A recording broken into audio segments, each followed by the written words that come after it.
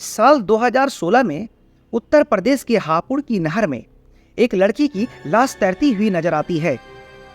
तारीख थी 17 जुलाई। UP police ने इस मामले को एक ओनर किलिंग का मामला बताया, लेकिन जब इस केस की तहकीकात शुरू हुई तो 2 साल बाद दिल्ली पुलिस के सामने एक ऐसा सच सामने आया जिसे सुनकर आपका दिल दहल जाएगा। यूपी पुलिस ने जिन लोगों को इस लड़की की कातिल ठहराया था, उन लोगों की भी हत्या उसी दिन कर दी गई थी जिस दिन इस लड़की की हत्या की गई थी। वेद प्रकाश फैमिली हत्याकांड के नाम से मशहूर इस केस में बहुत सी हैरत अंगेज बातें सामने आई है। हत्या की वजह क्या थी और हत्या करने में किसका हाथ था, इन सारी बातों को तफसील से जानने के लिए इस वीडियो में आखिर तक जरूर बने रहें। और दोस्तों, अगर आपने अभी तक इस चैनल को सब्सक्राइब नहीं किया है तो अभी ही इस चैनल को सब्सक्राइब करें और अगली कहानी के लिए बेल आइकन को दबा दें। और अगर वीडियो पसंद आए तो उसे लाइक करें और शेयर भी करें। दोस्तों, इस केस में अहम किरदार 6 लोगों का है। वेद प्रकाश किरोड़ीवाला, उसकी पत्नी साधना, उसकी बेटी नैना, उसका बेटा शुभम और उनके एक रिश्तेदार रितेश कटियार और अभिषेक पॉल।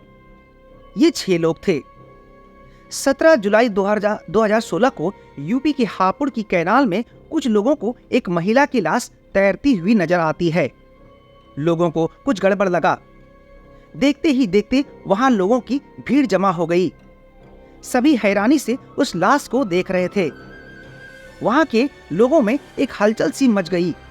सभी लोग ये सोच रहे थे कि आखिर ये लाश नहर के अंदर कहां से आई। तभी वहां के रहने वाले लोगों ने पुलिस को इत्तला कर दी। खबर मिलते ही पुलिस उस नहर के पास पहुंच जाती है जहां लाश तैर रही थी। फिर पुलिस ने उस लाश को नहर से निकलवाया। वहीं पास में एक सेंट्रो गाड़ी खड़ी थी, जिससे पुलिस को यह अंदाजा लगा कि हो सकता है इस लाश को इसी गाड़ी में लाया गया होगा। इसलिए पुलिस ने उस कार की पूरी तलाशी शुरू कर दी, लेकिन उस कार से उन्हें कोई सुराग नहीं मिला। कार के नंबर प्लेट पर दिए गए नंबर से यह पता लगाया गया कि यूपी पुलिस को पता चलता है कि कार दिल्ली की वजीराबाद इलाके में रहने वाले वेद प्रकाश किरोड़ीवाला का है। और जब यूपी पुलिस नॉर्थ दिल्ली के वजीराबाद पहुंचती है तो उस लड़की के माता पिता और भाई घर पर मौजूद नहीं थे। घर पर ताला लगा हुआ था। पुलिस ने आस पड़ोस के लोगों से पूछा तो किसी को इनके बारे में कोई खबर नहीं थी। आखिर पूरा परिवार कहाँ गायब है? लड़की की पहचान हो गई। लड़की का नाम नैना प्रकाश किरोड़ीवाला था। इसकी उम्र 21 साल के आसपास थी और दिल्ली यूनिवर्सिटी की स्टूडेंट थी। यूपी पुलिस ने इस केस को ओनर किलिंग का नाम दिया। मतलब ये कि पुलिस ने यह अंदाजा लगाया कि इस लड़की का अफेयर किसी लड़के के साथ होगा और इसके परिवार वाले इसके खिलाफ होंगे और समाज में अपनी इज्जत बचाए रखने के लिए इस लड़की की हत्या कर दी गई होगी। यूपी पुलिस ने इस मामले की तहकीकात में पुलिस को यह जानकारी हासिल हुई कि उससे पुलिस को कुछ ज्यादा कामयाबी नहीं मिली। नैना का पूरा परिवार ही गायब था। इसलिए यूपी पुलिस ने जब इस केस की चार्जशीट कोर्ट में दायर की तो इसे ओनर किलिंग का मामला बताया और कोर्ट में कहा गया कि लड़की की हत्या करने के बाद घर वाले फरार है। पुलिस की रिपोर्ट और सारी बातों को सुनने के बाद कोर्ट ने नैना की पूरी फैमिली को दोषी मानते हुए उन्हें भगोड़ा करार दिया। ऐसा लग रहा था यह केस पूरी तरह से ओनर किलिंग का है, जो अब खत्म हो गया। इस केस को बंद कर दिया गया। दोस्तों, यूपी पुलिस ने जब इस केस को ओनर किलिंग का मामला बताकर इसे बंद कर दिया गया तो उस वक्त हत्यारा समझा कि पुलिस की आंखों में धूल झोंकने में कामयाब हो गया, क्योंकि 4 लोगों की हत्या करने के बाद वह बेफिक्री से जी रहा था, अपनी आज़ादी का जश्न मना रहा था। लेकिन कहते हैं ना, पुलिस के हाथ बहुत लंबे होते हैं। दोषी उनके चंगुल से बच नहीं सकते, चाहे वह कितने भी होशियार और कितने भी शातिर हो, वह अपने अंजाम तक पहुंच ही जाता है। ऐसा ही कुछ इस हत्याकांड में भी हुआ। और फिर 2 साल बाद जब दिल्ली पुलिस की क्राइम ब्रांच ने नैना की हत्या को लेकर एक ऐसा हैरत अंगेज, दिल दहलाने वाला दावा किया जिसने पूरे सिस्टम को हिला कर रख दिया। दिल्ली के क्राइम ब्रांच ने यह दावा किया था कि नैना का परिवार कभी भगोड़ा नहीं था। वह लोग की भी हत्या उसी दिन कर दी गई थी जिस दिन उस लड़की को बेरहमी से मारा गया था। दरअसल दिल्ली क्राइम पुलिस एक दिन एक ऐसा राज का पता लगाया जिससे पूरे मामले को पलट कर रख दिया। इस केस की तफसील के दौरान दिल्ली पुलिस को जो बातें मालूम हुई वो बहुत ही हैरानी की बात थी। 2 साल बाद सिर्फ एक सुराग ने पूरी तरह से इस केस को एक नया रूप दे दिया और इसी वजह से कातिलों की आजादी खत्म होने के आसार नजर आने लगे। अब आप सोच रहे होंगे कि मर्डर के 2 साल बाद दिल्ली क्राइम पुलिस को ऐसी कौन सी राज का पता चला जिससे पुलिस कातिल तक पहुंच सके। दोस्तों, जैसा कि हमने आपको बताया था, इस कहानी में 6 अहम किरदार हैं। अभिषेक और रितेश के अलावा 2 नाम और सामने आए इस केस में, मनोज बावला और सोनू। मनोज ही वह कड़ी बना जिसकी वजह से इस केस को फिर से खोला गया। दरअसल जब यह केस बंद कर दिया गया था तो अनजाने में ही मनोज बावला नाम के लड़के ने इस वारदात के बारे में किसी को बताया था। उसने ये बुगरादी मारते हुए कहा कि 2 साल पहले उसने 4 लोगों का मर्डर किया और आज तक क्राइम पुलिस उसे पकड़ नहीं पाई। कहते हैं ना, जुर्म छुपाए नहीं छुपता। ये बात एक दूसरे से होते होते पुलिस के कानों तक पहुंच जाती है। फिर क्या था, जैसे ही पुलिस ने इस बात को सुना, तहकीकात दोबारा शुरू कर दी। अब ऐसा लगने लगा कि वेद प्रकाश फैमिली के हत्यारे अब पुलिस के शिकंजे से बच नहीं पाएगी। लेकिन दोस्तों, इस कहानी में फिर से एक बहुत ही जबरदस्त मोड़ आ गया जिसने पुलिस को भी घुमा कर रख दिया। दरअसल जब पुलिस तहकीकात करते हुए मनोज बावला तक पहुंचती है तो उससे पहले ही उसकी रोड एक्सीडेंट में मौत हो चुकी थी। एक बार फिर से पुलिस के हाथ कुछ नहीं आया, लेकिन पुलिस ने हार नहीं मानी और अपनी जांच जारी रखी। इसी जांच पड़ताल के दौरान पुलिस को पता चला कि मनोज बावला की दोस्ती अभिषेक पॉल से थी। पुलिस को अभिषेक पर शक हुआ और शक के बुनियाद पर पुलिस ने उसे गिरफ्तार कर लिया। अब सवाल यह था कि आखिर किसी को इस परिवार से ऐसी क्या दुश्मनी थी कि पूरे परिवार को ही मौत के घाट उतार दिया गया। आखिर हत्यारे का मकसद क्या था? अगर नैना की लाश हापुड़ की नहर में मिली थी तो बाकी लोगों की लाश कहां थी? ऐसी बहुत सी बातें आपको दिमाग में भी चल रही होंगी। तो इन सब बातों का जवाब जानने के लिए पुलिस ने अभिषेक पॉल से पूछताछ शुरू कर दी। पहले तो अभिषेक ने पुलिस को चकमा देने की कोशिश की, लेकिन जब पुलिस ने अपना असली रूप दिखाया तो वह टूट गया और उसके बाद उसने पुलिस के सामने कुछ ऐसी सनसनीखेज खुलासा किया जिसे सुनकर पुलिस के भी होश उड़ गए। अभिषेक पॉल ने दिल्ली क्राइम पुलिस को ऐसा क्या बताया था, यह जानने के लिए घटना होने से पहले के समय में जाना होगा। वजीराबाद के रहने वाले वेद प्रकाश किरोड़ीवाल एक फाइनेंशियल थे। इसके अलावा दिल्ली का टीला नाम के एक जगह में उनके एक कपड़ों की भी बिजनेस भी थी।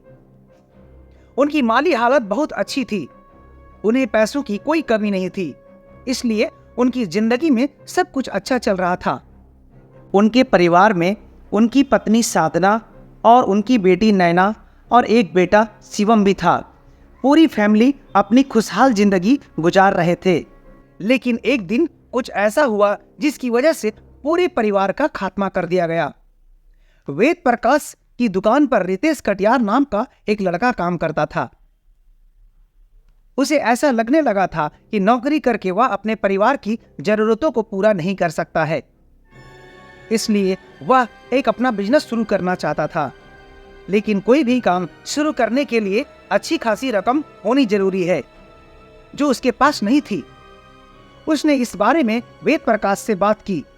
उसने वेद प्रकाश से कहा कि उसे अपना बिजनेस करने के लिए कुछ पैसों की जरूरत है। वेद प्रकाश ने उसकी मजबूरी को समझा और उसकी मदद करने के लिए तैयार हो गए।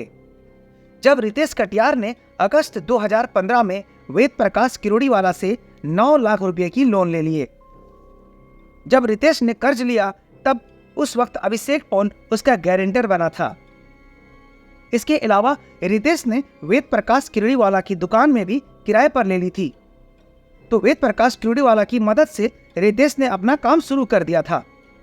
शुरू में सब कुछ बहुत अच्छा चल रहा था। हर महीने रितेश कटियार वेद प्रकाश को लोन की किस्त भी दिया करता था। लेकिन उसका बिजनेस दिन ब दिन खराब होता चला जा रहा था और उसे लगातार नुकसान होता जा रहा था। इसलिए बिजनेस के घाटे की वजह से हर महीने की लोन का इंस्टॉलमेंट भरना और दुकान का किराया देना बहुत ही मुश्किल होने लगा था। जब रितेश कटियार इंस्टॉलमेंट और दुकान का किराया देना बंद कर दिया तो वेद प्रकाश किरोड़ी वाला उसे प्यार से समझाया कि वह समय से अपना पैसा वापस कर दे। लेकिन जब रितेश कटियार ने वेद प्रकाश की बातों की कोई अहमियत नहीं दी तो वेद प्रकाश ने रितेश कटियार पर दबाव डालना शुरू कर दिया ताकि वह अपना पैसा वापस ले सके। इस बात को लेकर आए दिन दोनों में बहस होने लगी। पैसों को लेकर दोनों में कुछ ज्यादा ही कड़वाहट आ गई थी, लेकिन इस मामले से कोई हल नहीं निकल रहा था क्योंकि रितेश कटियार का बिजनेस पूरी तरह से ठप हो गया था, जिसकी वजह से उसके पास देने के लिए कुछ भी नहीं था। रोज रोज की बहस और कहासुनी से रितेश कटियार बहुत तंग आ गया था। वह इससे छुटकारा पाना चाहता था। वेद प्रकाश अब रितेश कटियार के गारंटर अभिषेक पर भी पैसे वापस करने के लिए दबाव डालने लगे थे, जिसकी वजह से वह भी परेशान हो गया था। किसी तरह से कोई बात बनती दिखाई नहीं दे रही थी। तब एक दिन इन दोनों ने फैसला किया कि इस परेशानी से बचने के लिए कुछ ऐसा करना होगा जिसकी वजह से यह परेशानी हमेशा के लिए खत्म हो जाए। इन दोनों के दिमाग में एक ऐसा घिनौना प्लान आया कि आप सोच भी नहीं सकते, जिसने इंसानियत पर से भरोसा ही हटा दिया। अब आगे जो बात पुलिस को बताई गई, इसे सुनकर आपको भी बहुत दुख होगा। आप अपने आंसू नहीं रोक पाएंगे क्योंकि ये दोनों बहुत ही खतरनाक काम को अंजाम देने वाले थे। काफी सोचने के बाद इन्होंने प्लान बनाया कि वेद प्रकाश जिसने इसकी मदद की थी, सबसे पहले उसे अपने रास्ते से हटाया जाए, यानी कि उसे मौत के घाट उतार दिया जाए। हत्या की साजिश रचने में इन्होंने 2 किशोर लड़के मनोज और सोनू को भी शामिल कर लिया था। प्लान के मुताबिक अभिषेक ने नैना के छोटे भाई शुभम को ड्राइवरिंग सिखाना शुरू कर दिया क्योंकि उसका मकसद था कि इस परिवार के नजदीक आ जाए, और वह अपने प्लान में कामयाब भी हो गए। जब इन्हें लगा कि सब कुछ इसके प्लान के मुताबिक हो रहा है, तब इन्होंने 15 जुलाई को वेद प्रकाश किरोड़ीवाला की हत्या करने का फैसला किया। हत्या वाले दिन यानी 15 जुलाई 2016 को अभिषेक पॉल सुबह के लगभग 11 बजे वेद प्रकाश किरोड़ीवाला के घर पहुंच गया और उसने वेद प्रकाश किरोड़ीवाला से कहा कि उनके बेटे शुभम की कार की टायर खराब हो रही है, उसे बदली करवाना जरूरी हो गया है।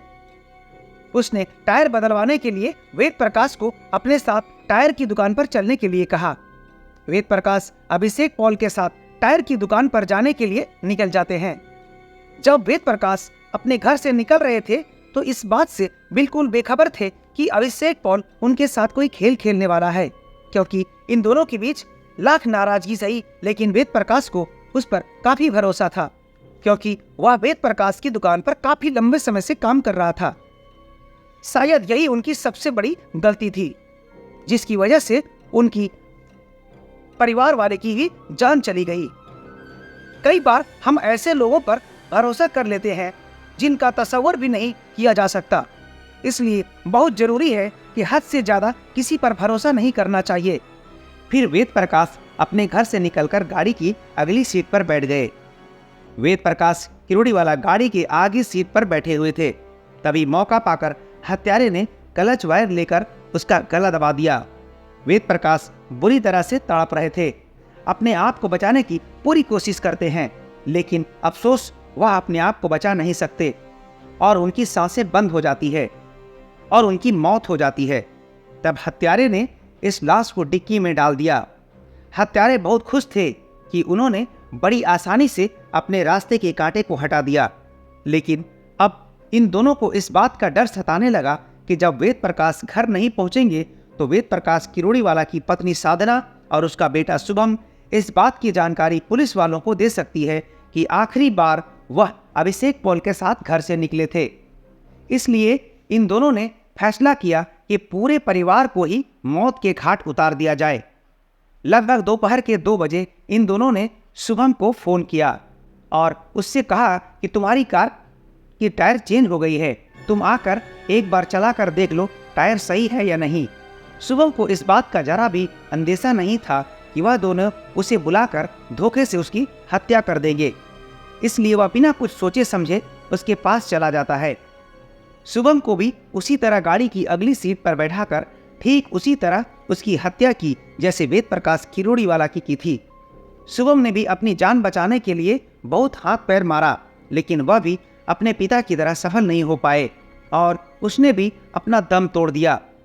उसकी हत्या करने के बाद अभिषेक और रितेश कटियार ने उसकी बॉडी को भी पीछे डिक्की में रख दिया, जहां पहले उन्होंने वेद प्रकाश किरोड़ीवाला की लाश रखी थी। इन दरिंदों ने बाप बेटे को जान से मारने के बाद अपना अगला निशाना वेद प्रकाश किरोड़ीवाला की पत्नी साधना को बनाया। अपने मंसूबा के तहत वेद प्रकाश किरोड़ीवाला के घर पहुंच गए और वेद प्रकाश की पत्नी साधना को कहा कि उसके पति का एक्सीडेंट हो गया है और उन्हें हॉस्पिटल ले जाया गया है।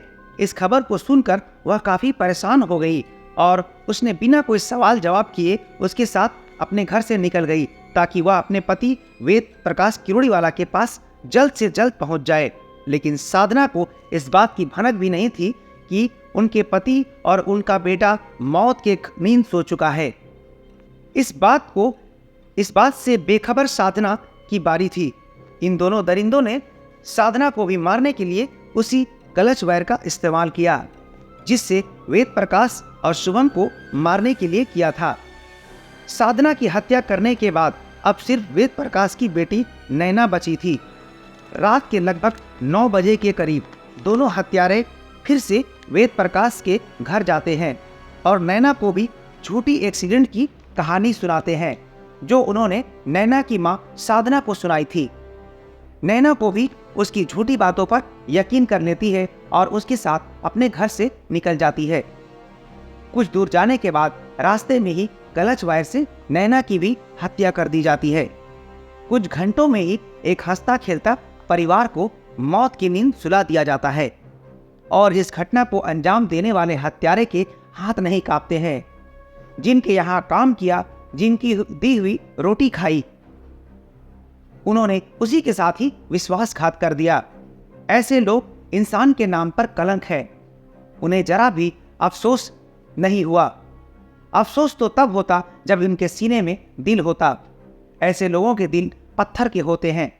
अगर इंसान कुछ दिन जानवर के साथ भी रह ले तो उसके साथ मोहब्बत हो जाती है। इन दोनों ने पूरे परिवार को खत्म करने के बाद उस कार को लेकर एक स्कूल की तरफ गए। बिल्कुल सुनसान इलाके में यह स्कूल था जहां किसी का आना जाना नहीं था, इसलिए इन्होंने इस जगह को चुना और अब दोनों ने चारों लाश को वहां फेंक कर वहां से वापस आ गए। उसी रात जिस दिन इस घटना को अंजाम दिया गया था, 16 जुलाई की रात एक बार फिर से उसी स्कूल में गए जहां चारों की लाशें फेंकी गई थी। इस बार इन्होंने सभी लाशों को मैट में लपेटा और एक बार फिर से कार की डिक्की में रख दिया, लेकिन इस बार कार वेद प्रकाश किरोड़ीवाला की थी और यह वही सेंट्रो कार थी जो हापुड़ के नहर के पास खड़ी मिली थी। वह बहुत चालाकी से अपना काम कर रहे थे ताकि किसी को भी इस हत्याकांड की भनक ना लगे, इसलिए इन्होंने इन लाशों को परफ्यूम भरी पूरी बोतल छिड़क दी ताकि किसी को भी इसकी बदबू ना लगे। सारा काम खत्म करने के बाद हत्यारे सेंट्रो कार को चलाकर यूपी के हापुड़ तक पहुंच गए और वहां आकर गंगा कैनाल में चारों लाशों को डाल दिया। अगली सुबह लोगों ने नहर में एक महिला की लाश तैरते हुए देखा और पुलिस के को इत्तला दी। बाकी 3 लोगों की लाशें आज तक पता ही नहीं चला कि वह कहाँ गया। इस हत्याकांड को करने के बाद रितेश कटियार ने डिप्रेशन में आकर 2017 में खुदकुशी कर ली थी। सोनू की भी मौत हो चुकी थी और बाबला एक सड़क दुर्घटना में मारा गया था। जरा किस्मत तो देखिए, इन लोगों ने 1 साल पहले ही 4 लोगों की हत्या की थी और अब खुद ही मौत की नींद सो गए। दिल्ली क्राइम पुलिस हत्या के मास्टरमाइंड अभिषेक पॉल को गिरफ्तार करके आगे की इन्वेस्टिगेशन शुरू कर दी है, जिससे सारा केस खुलकर सामने आ गया। अब मामला कोर्ट में चल रहा है और ऐसी उम्मीद की जा रही है कि दोषी को कड़ी से कड़ी सजा मिलेगी। लेकिन अगर यूपी पुलिस साल 2016 में इस मामले को ओनर किलिंग का केस नहीं मानते तो अभिषेक पॉल इतने समय तक ऐश की जिंदगी नहीं जी रहे होते। लेकिन पुलिस के सामने यह केस कुछ इस तरह से सामने आया कि तहकीकात के दौरान पुलिस को यह ओनर किलिंग का मामला लगा। शायद हत्यारे जरूरत से भी ज्यादा चालाक हैं, जिन्होंने बड़ी होशियारी के साथ इस घटने को अंजाम देने का प्लान किया। लेकिन कहते हैं ना, बुरे काम का बुरा नतीजा ही होता है, अपने कर्मों का फल भुगतना ही पड़ता है। बिल्कुल ऐसा ही इस केस में हुआ। दोस्तों, इस पूरे हत्याकांड में आपकी क्या राय है? आपको क्या लगता है कि वेद प्रकाश किरोड़ीवाला ने रितेश कटियार को पैसे देकर गलती की थी, या उन्हें रितेश कटियार और अभिषेक पॉल पर पैसे वापस करने के लिए जरूरत से ज़्यादा दबाव नहीं बनाना चाहिए था? क्या उन्हें रितेश कटियार और अभिषेक पॉल पर इतना भरोसा नहीं करना चाहिए था? इस केस के बारे में आपकी क्या राय है, हमें कमेंट्स बॉक्स में लिखकर ज़रूर बताइएगा।